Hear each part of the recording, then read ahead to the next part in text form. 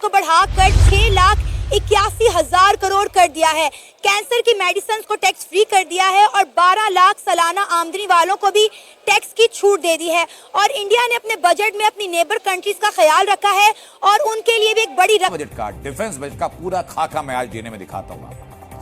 केंद्रीय बजट 2025 में रक्षा यानी डिफेंस क्षेत्र के लिए कुल 6.8 लाख करोड़ रुपए के बजट का ऐलान किया गया। पिछले साल के मुकाबले रक्षा बजट 2025 में लगभग 9.5% की बढ़ोतरी कर दी गई। सिनेरियो जो है, सेक्टरिज्म जो है वो भी ज्यादा है, इंडियन इकोनॉमी ज्यादा है, इंडियन के सेक्टर्स जो है वो बहुत ज्यादा है। ये एक डिफरेंस तो ये है। दूसरी बात ये है कि जाहिर बात है वो हमारे से इकोनॉमिकली स्ट्रांग है। हमारे यहाँ आप ये जो भी बजट पेश होता है ना, अब लास्ट टाइम हमारा 68 बिलियन का था, 78 बिलियन का था, जिसमें से हमारे पास 45 बिलियन जो था वो हमारा रेवेन्यू था, रिमेनिंग हमने एड्स और लोन लेके उसको फुलफिल किया था। और उसके बाद आप ये देख लें कि जो है कुल लगभग 6.8 लाख करोड़ रुपए के रक्षा बजट में 1.8 लाख करोड़ रुपए कैपिटल बजट के लिए रखा गया। इससे अब कैपिटल बजट क्या होता है, उसका इस्तेमाल क्या होता है बताता हूं आपको। कैपिटल बजट से आप नए हथियार खरीदेंगे, नए विमान खरीदेंगे, नए युद्धपोत खरीदेंगे, यानी जिससे सेना की हथियार क्षमता और मजबूत हो। ये कैपिटल बजट उस मद में खर्च होगा। सशस्त्र बलों के लिए यानी आर्म्ड फोर्सेस के लिए इसी बजट में 1.8 लाख करोड़ रुपए आवंटित किए गए। डिफेंस फोर्सेस के मॉडल अब वो वापस आए हैं कॉमन पब्लिक की तरफ, मिडिल क्लास की तरफ। अब आप ये देखें कि उन्होंने जो सबसे बड़ा इकदाम ये उठाया कि उन्होंने कहा कि 12,75,000 इनकम वाले लोग जो हैं वो टैक्स फ्री हैं, यानी कि उनकी सालाना इनकम अगर 12,75,000 है तो उनको टैक्स एग्जाम्पशन है। उससे बाद अगर उनका टैक्स जो सैलरी रेट जो है वो रिवाइज होता है, इनकम रेट रिवाइज होता है, तो आगे उन्होंने 20 लाख तक कहा हुआ है कि उस पर हम लोग वो भी 3% टैक्स लेंगे। अब पाकिस्तान में आप देखें कि 6 लाख तक सालाना इनकम आपकी एग्जाम्प्ट है। उससे ज्यादा अगर आपकी इनकम होती है तो उस पर अगर 6 लाख से 12 लाख है 5%, 12 से 24 है तो डिफरेंस अमाउंट का 10% जो वो पे किया करेंगे। आप बेहतर ताल्लुकात करेंगे, आपके इक़्तिदार भी मजबूत होगा, आपके इक़्तिदार को तूल भी मिलेगा और लोगों के दरमियान जो कयास है वो भी खत्म होगा। देखिए मैम, सबसे पहले तो भारत के बारे में यह है कि भारत फिलहाल बहुत ज़्यादा अग्रेसिव और प्रोग्रेसिव मूड में जा रहा है आगे, जबकि उसको पाकिस्तान के साथ कंपेयर किया जाए तो पाकिस्तान इस टाइम उसके मुकाबले में अपने जो सियासी मसाइल हैं उनमें लगा हुआ है, जबकि वो इससे भी आगे जा सकता है। लेकिन हमारे अपने जो सियासी झगड़े हैं घर के वो नहीं खत्म हो रहे, जबकि भारत को देखा जाए दूसरी तरफ रिसर्च बेहतर हो, रिसर्च और डेवलपमेंट बेहतर हो, इसके लिए जो इस बार बजट आवंटित किया गया वो पिछली बार की अपेक्षा 12% ज्यादा है। अब बात आती है भूतपूर्व सैनिकों की और उनके परिवारों की, उनके इलाज की। तो इसी के लिए ECHS को बेहतर इलाज के लिए बजट में 8,317 करोड़ रुपए आवंटित किए। आपको बताओ, ये बात आपको पता होनी चाहिए। इस साल 2025 में डिफेंस के लिए निर्धारित हुआ बजट देश की GDP का 1.9% बजट है। हालांकि इसमें एक तर्क यह भी दिया जा रहा है कि बजट 2.5% होना चाहिए था, लेकिन सरकार का तर्क यह है कि हर संसाधन, बेशक हमारा हमसाया मुल्क है तो उन्होंने ये बहुत अच्छा स्टेप किया है, जो इतनी बड़ी अमाउंट का बजट उन्होंने अनाउंस किया अपनी पब्लिक के लिए। उसके साथ इंटरनेशनल कंट्रीज़ को उन्होंने बहुत ज़्यादा बेनिफिट्स दिए हैं। इसके साथ साथ उनका सबसे बड़ा जो स्टेप है कैंसर हॉस्पिटल्स और कैंसर की मेडिसिन, उन्होंने उस पे डिस्काउंट और काफ़ी जगहों पे फ्री कर दिए। मेडिसिन पे टैक्स ही छोड़ दिया कि जितनी भी कैंसर की मेडिसिन है उस पर टैक्स नहीं लगेगा और मजीद कैंसर हॉस्पिटल बनाए जाएंगे इंडिया के अंदर। जी मैम, ये बहुत अच्छा स्टेप है फॉर द प्रोविंसेस को बजट देने के बाद, उनके फंड्स देने के बाद फेडरल गवर्नमेंट के पास तो इवन के अपनी सैलरीज देने के लिए भी पैसे नहीं होते। इंडिया की रूटीन ये कि इंडिया के पास, इंडिया एक तो IMF के चुंगल से आज़ाद है, इंडिया के पास जो भी बजट आता है ना उसका रेवेन्यू कलेक्टेड बजट होता है, उसका अपना बजट नहीं होता। इस बजट की खासियत ये थी कि उसमें उन्होंने यूनियन बजट का भी नाम दिया है इसको।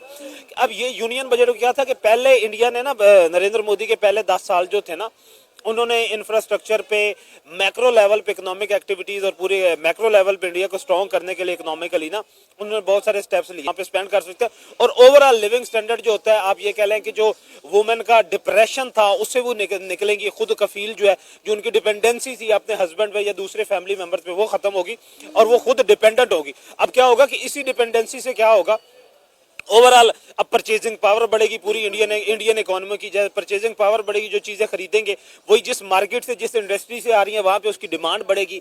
अब उस डिमांड को फुलफिल करने के लिए वही इंडस्ट्रीज, वही फैक्ट्रीज जो है, वही सेक्टर न्यू हायरिंग करेंगे। अब वही न्यू हायरिंग जो है जब दोबारा आएगी उनको वो सैलरीज देंगे, उनका लेवल ऑफ इनकम जो ऑर्गेनाइजेशन के लिए इन डिफेंस फोर्सेस को तमाम वो संसाधन मिले जो कि उनके लिए जरूरतें हैं, उनकी बेसिक जरूरतें हैं, ताकि वर्ल्ड की किसी और सुपर पावर के सामने मजबूती से खड़े हो सकें। उसके लिए 80,000 करोड़ रुपए का प्रावधान किया गया और घरेलू उद्योगों से लगभग 1.12 लाख करोड़ रुपए खरीद के लिए तय किया गया है।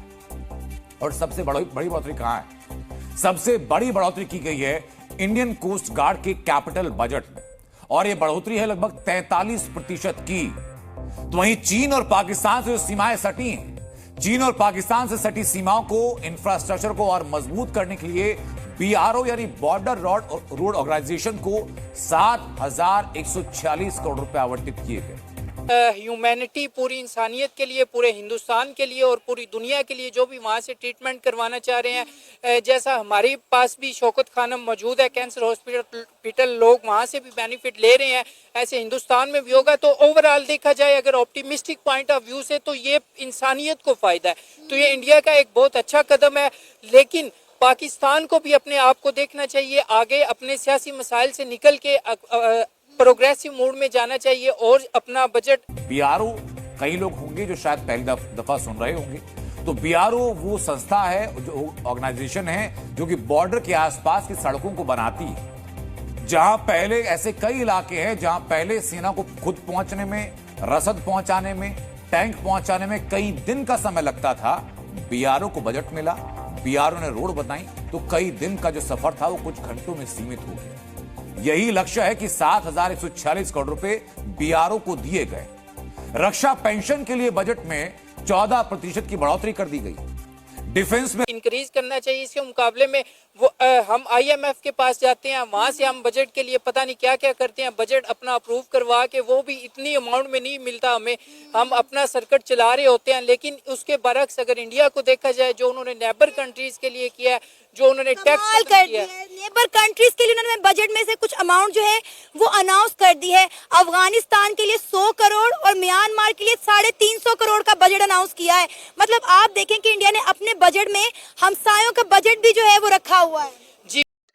जय हिंद दोस्तों। वित्त मंत्री निर्मला सीतारमण ने आज फाइनेंस ईयर 2025-2026 का बजट पेश किया। डिफेंस के लिए 6.81 लाख करोड़ रुपए का आवंटन किया है। यह पिछले बजट से थोड़ा सा ज्यादा है दोस्तों। पिछले 7 जुलाई में पेश की गई बजट में रक्षा मंत्रालय ने 6.21 लाख करोड़ रुपए का आवंटन किए थे। मंत्रालय ने इस आवंटन को बजट में 180 करोड़ का डिफेंस सर्विसेज के पूंजीगत व्यय के लिए समर्पित किया है दोस्तों। रक्षा मंत्रालय का कुल पूंजीगत व्यय 1.92 करोड़ रुपए का आंकड़ा आ गया है और स्वराज व्यय 4.1।